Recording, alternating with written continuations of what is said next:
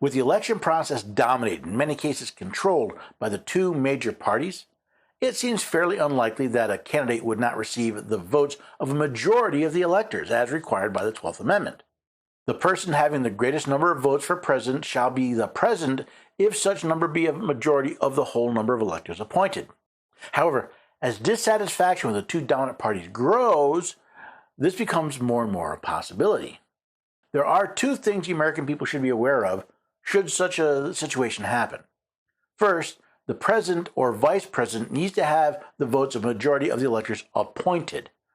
Should a state fail to legally appoint electors, as happened in 2020, not only should their votes not have been submitted to the president of the Senate, but should not be considered when determining a majority.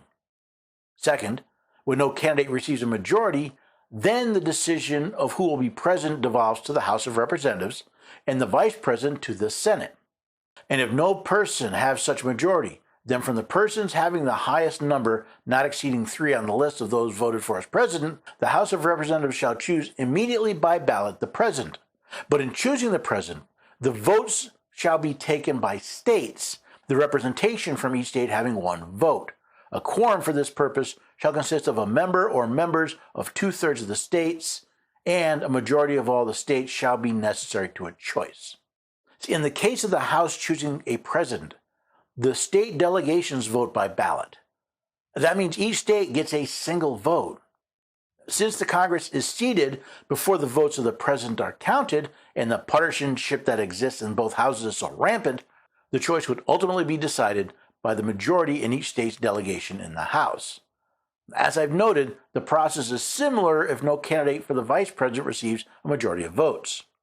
The person having the greatest number of votes as vice president shall be vice president if such number be a majority of the whole number of electors appointed, and if no person having a majority, then from the 2 highest numbers on the list, the Senate shall choose the vice president, and a quorum for the purpose shall consist of 2/3 of the whole number of senators, and a majority of the whole number shall be necessary to a choice.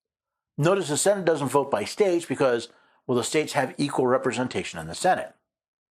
Now, only after the decisions have been made as to who will be the new president and vice president are they legally considered president-elect or vice president-elect. These positions have absolutely no power, but we recognize this as a time for them to work on their transition to office at the inauguration. According to Section 1 of the 20th Amendment, the terms of the president and the vice president shall end at noon on the 20th day of January, and the terms of senators and representatives at noon on the 3rd day of January of the year in which each such term would have ended if this article had not been ratified, and the terms of their successors shall begin. So before their terms begin, the president and vice president must take an oath or affirmation of office. The president's oath is specified in Article 2, Section 1, Clause 8 of the Constitution.